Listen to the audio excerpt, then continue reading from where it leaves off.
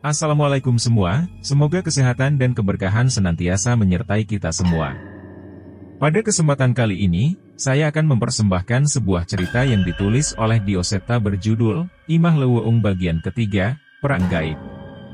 Sebelum kita memulai cerita tersebut, alangkah baiknya untuk memberikan dukungan dengan cara like, komen, dan subscribe. Dukungan dari kalian sangat berarti bagiku dan akan menjadi motivasi bagi saya untuk terus membawakan cerita-cerita yang menarik lainnya. Dan jangan lupa mampir di Twitter Dioseta, untuk cerita-cerita horor yang lebih seru lainnya. Ojo kowanen nek kowe durung siap. Kowe orang ngerti sing embok lawan.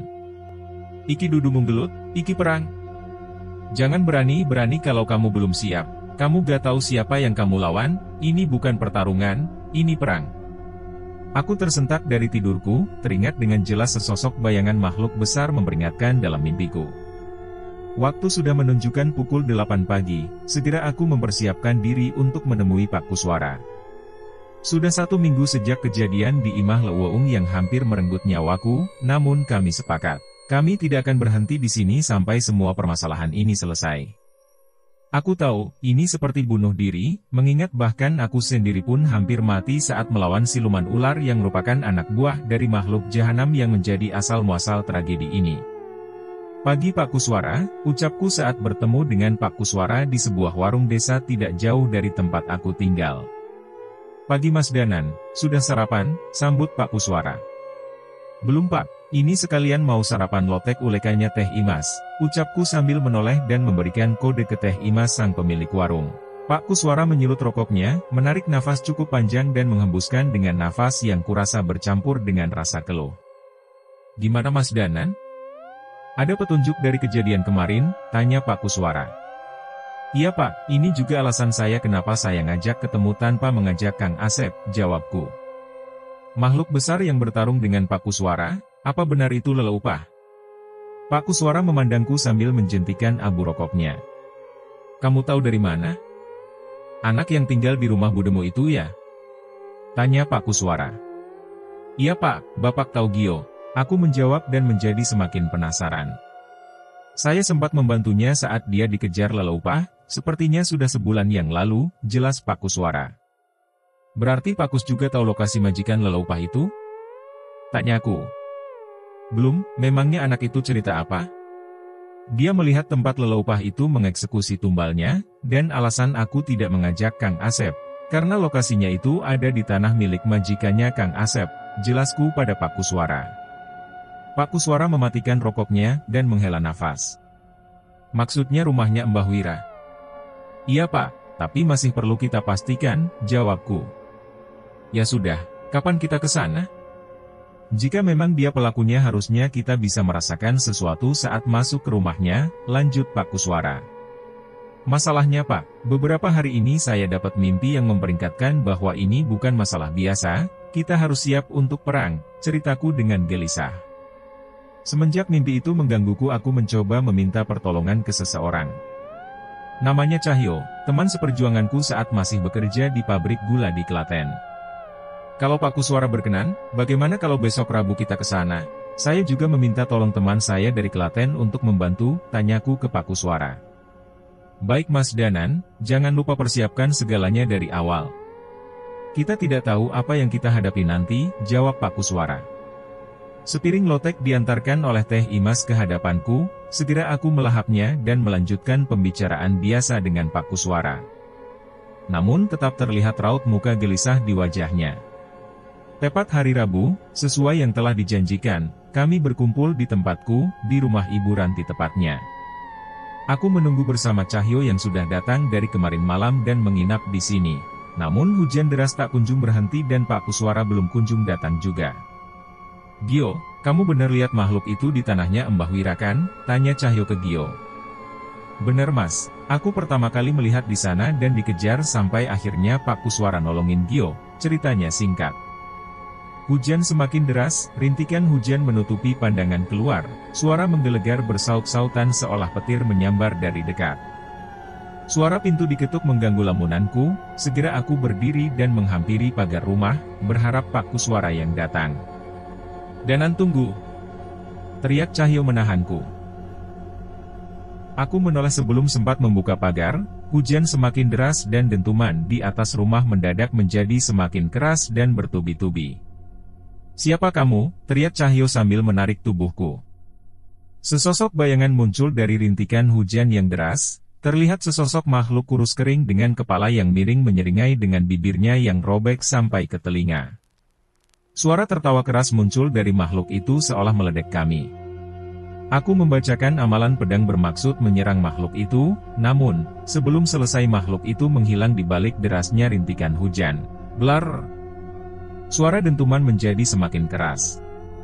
Cahyo berinisiatif keluar dan memeriksa kondisi di sekitar rumah kami. "Brengsek, kenapa kita bisa tidak sadar?" ucap dia dengan kesal. Aku menyusul Cahyo keluar dan melihat apa yang terjadi. "Itu Banaspati?" tanyaku pada Cahyo untuk memastikan apa yang kulihat. Banaspati adalah makhluk jahat berbentuk bola api yang kerap digunakan oleh orang dengan ilmu yang sangat tinggi untuk menyerang musuhnya dengan maksud membunuh. "Siapapun yang mengirim ini pastilah orang dengan ilmu tinggi," ucap Cahyo.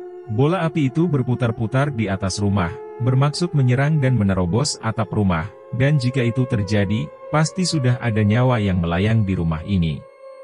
Sekali lagi bola api itu mencoba menerobos, namun yang terjadi adalah benturan. Rupanya suara yang dari tadi kami dengar adalah suara Banaspati yang berbenturan oleh sesuatu.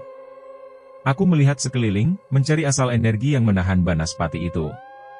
Sudah kuduga, itu adalah Pak Kuswara yang sedang duduk bersila di bawah derasnya hujan dengan merapalkan mantra pelindung. Cahyo mengambil segenggam tanah, membacakan beberapa kalimat doa dan melemparkannya ke kebun kosong di belakang rumah. Banaspati itu menjadi hitam, makhluk itu menyadari benda yang dilempar Cahyo dan menerjang tanpa ampun. Ledakan besar terjadi ketika bola api hitam itu menyentuh tanah di kebun kosong itu. "Sudah aman," kata Cahyo. Pak Kuswara membuka matanya dan menghampiri kami. "Maaf Mas Danan, makhluk itu terlalu berbahaya jika saya hadapi sendiri. Terlalu beresiko untuk yang tinggal di rumah," kata Pak Kuswara. "Gak Pak, saya yang bodoh, gak menyadari ada makhluk sekuat itu yang nyerang," jawabku. "Terima kasih Mas, saya baru tahu ada cara seperti itu untuk mengalahkan Banaspati," ucap Pak Kuswara sambil menoleh kepada Cahyo. "Nggih Pak, saya yang berterima kasih. Kalau tidak ada pelindung dari Pak Kuswara mungkin salah satu dari kita sudah celaka," jawab Cahyo. "Ayo masuk dulu Pak, kita kenalan di dalam saja," ucapku memotong perbincangan mereka. Kami mengeringkan diri, mengganti pakaian dan melanjutkan perbincangan kami. Ibu Ranti datang dengan menyuguhkan teh hangat untuk Pak Kuswara. "Mas Danan, kelihatannya kondisinya semakin berbahaya," ucap Ibu Ranti gelisah.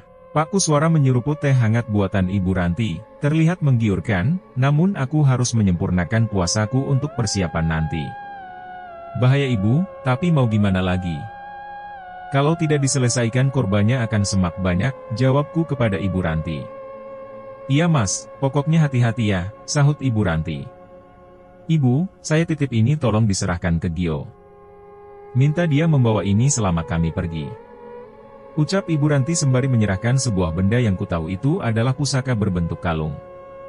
"Hihihi, itu pusaka pengganti raga juga Pak?" tanyaku pada Pak Kuswara dengan penuh harap. "Bukan, hanya untuk berjaga-jaga saja. Anak itu pernah bertemu dengan leluhur, bisa jadi anak itu juga terikat dengan takdir ini," jawab Pak Kuswara. Hujan sudah mulai berhenti. Sebelum berangkat kami berdoa dan menunaikan kewajiban kami masing-masing sebagai makhluk ciptaan Tuhan yang Maha Kuasa sekaligus mohon perlindungan atas apa yang akan kami lakukan. Langit mulai memerah, sebuah rumah yang dikelilingi pekarangan besar pun mulai terlihat. Ukiran kayu dan hiasan kepala kerbau menyambut kami dengan hawa misteriusnya. Bau darah dan sesaji mengelilingi pekarangan rumah ini. Aku pernah lewat sini, namun sebelumnya tidak ada bau seperti ini. Mungkin kali ini Mbah Wira merasa tidak perlu menutup-nutupi lagi apa yang dia lakukan. Seorang pria tua dengan janggut putih panjang dan baju hitam yang kusam berjalan keluar, seolah dia sudah tahu kedatangan kami.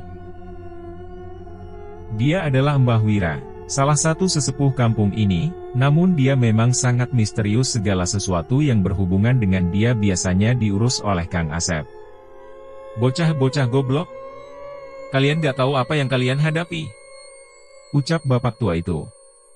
Jadi benar, ini semua ulah Mbah Wira. Tanya Pak Kuswara dengan raut muka yang masih tenang.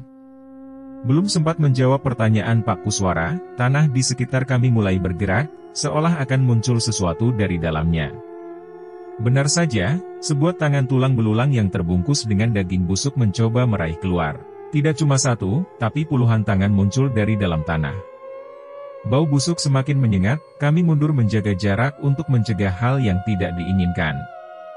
Lain dengan Pak Kuswara, beliau justru maju seolah siap menghadapi makhluk sebanyak itu. Tidak usah khawatir Mas Danan, aku sudah pernah berurusan dengan makhluk-makhluk ini sebelumnya, ucap Pak Kuswara sembari mengeluarkan pusaka mata tombak yang dulu digunakan di Imah Leuweung. Mata tombak dijatuhkan ke tanah, cahaya bersinar memenuhi pekarangan, makhluk-makhluk itu berhenti bergerak tanpa perlawanan. Pak Kuswara menghela nafas lega, nampaknya ia berusaha menghindari pertarungan sebisa mungkin. Tak melewatkan kesempatan, Cahyo berlari ke dalam mencoba meraih Mbah Wira. Belum sempat menyentuhnya, sesosok makhluk raksasa melibasnya hingga terpental. Ya, itu leluhur yang selama ini meneror kampung ini. Cahyo kembali berdiri, aku tahu serangan itu tidak akan mengalahkannya, dia pernah berurusan dengan makhluk seperti ini. Sementara Cahyo sibuk dengan leluhur, aku dan Pak Kuswara menerjang ke arah Mbah Wira mencoba menyerangnya dengan maksud melumpuhkannya. Kalian tidak akan bisa membunuhku, ucap Mbah Wira. Kami terpental tanpa menyadari apa yang membuat kami mundur. Energi yang besar muncul dari dalam tanah dan membentuk sebuah bola api persis seperti yang menyerang rumah tadi. Tak menyerah kami maju lagi dan menyerang, pertempuran sengit terjadi di antara kami bertiga. Tak satu pun dari kami bisa menyentuh Mbah Wira sampai akhirnya sapuan lengan raksasa dari leluhur membuat Pak Kuswara tersungkur.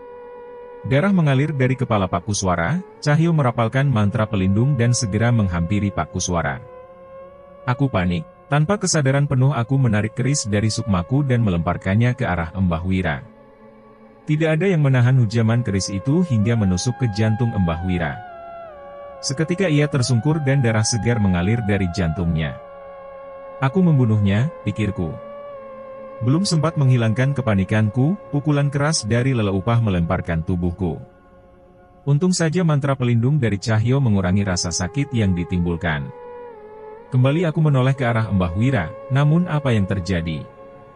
Tubuhnya hilang. Yang tersisa adalah dua makhluk jahanam yang mencoba menyerangku lagi. Kali ini Cahyo tidak diam, dia menahan kedua makhluk itu sendirian.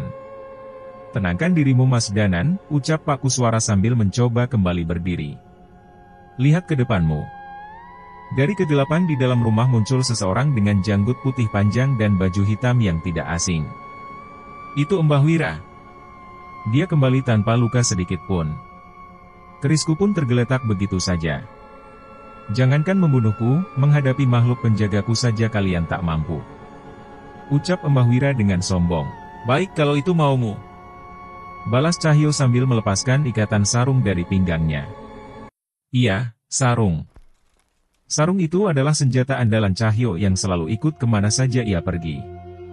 Cahyo menggila seperti kera, menaiki tubuh leluhur menutup kepalanya dengan sarung dan menghantam kepalanya dengan tangan kosong. Leluhur itu meraung kesakitan, membenturkan kepalanya ke pohon untuk menjatuhkan Cahyo. Aku menarik kerisku, merapalkan ajian lebur saketi, sebuah serangan jarak jauh untuk menyerang inti dari Banaspati. Tak terima dengan seranganku, bola api itu kembali menghitam dan menerjang ke arahku. Tentunya aku sudah bersiap, namun sebelum makhluk itu mengenaiku, sekali lagi Pak Kuswara melemparkan mata tombak ke Banaspati hingga bola api itu pecah tak berbentuk. Aku menoleh ke arah Cahyo, dia semakin menggila. Mata dari raksasa itu dipaksa keluar dengan kedua tangannya. Taring dari makhluk itu mencoba melumat manusia yang sedang menyerangnya, namun kedua tangan Cahyo menahannya dan merobek rahang leluhur itu. Mas Cahyo, jantungnya, teriak Pak Kuswara. Sadar dengan petunjuk dari Pak Kuswara, Cahyo membacakan ajian pada tangannya dan seolah tangan kanannya berubah seperti lengan kera raksasa dengan cakar yang tajam. Seketika lengan itu menghujam dada leluhur itu, menggenggam jantungnya dan menariknya keluar. Sontak raksasa itu tersungkur tak berdaya. Mengerikan? Ya memang. Itu adalah roh bangsa kera dari hutan Wanamarta yang menjadi pelindung Cahyo. Kami segera berkumpul dan menghampiri Mbah Wira, namun sesuatu yang aneh terjadi. Mbah Wira tersungkur, kulitnya menjadi keriput dan menghitam, namun ia masih berusaha untuk bertahan. Mbah Wira, teriak suara seseorang dari dalam rumah dan berlari menghampiri Mbah Wira. Itu Kang Asep, rupanya dia menyaksikan semua ini dari awal. Mbah Wira menoleh ke arahku dengan bantuan Kang Asep menahan badannya. Aku tidak akan mati, ucapnya kepada kami. Belum sempat menjawab ucapannya, Mbah Wira melanjutkan perkataannya lagi. Aku tidak bisa mati. Seandainya bisa memilih mati, mati adalah hukuman teringan untukku saat ini, lanjutnya. Kami tidak akan membunuhmu, hentikan serangan yang kamu lakukan selama ini, ucap Pak Kuswara kepada Mbah Wira. Seandainya saja aku bisa, aku sudah memulai sesuatu yang tidak bisa kuakhiri, jawabnya. Beralih ke sudut pandang Mbah Wira, cerita dimulai dari beberapa puluh tahun yang lalu. Kang Wira. Kak Adio. Kang Wira, kesini, ucap seorang wanita memanggilku. Itu Lilis, wanita cantik nan anggun yang selalu bisa membuatku merasa nyaman. Kami selalu bertemu di sini setiap pulang jam kerja, di sebuah rumah singgah di tengah hutan. Walaupun hanya diterangi cahaya lampu petromas, wajah cantik Lilis tetap bisa menghilangkan semua rasa lelahku. Baru beberapa langkah aku memasuki rumah, ia sudah berlari dan memelukku. Kang. Lilis kangen, ucapnya dengan manja. Aku membalas pelukannya, sikap manjanya membuatku semakin ingin melampiaskan rasa rinduku. Aku menggunakan telunjukku mengangkat dagunya, dan tak terasa bibir kami sudah saling bersentuhan. Terbakar oleh nafsu, tanganku pun ikut menjamah tubuh Lilis, merabanya dari rambut, leher hingga menyentuh dadanya, aku meremas bagian itu dengan lembut. Aduh! Lilis berteriak.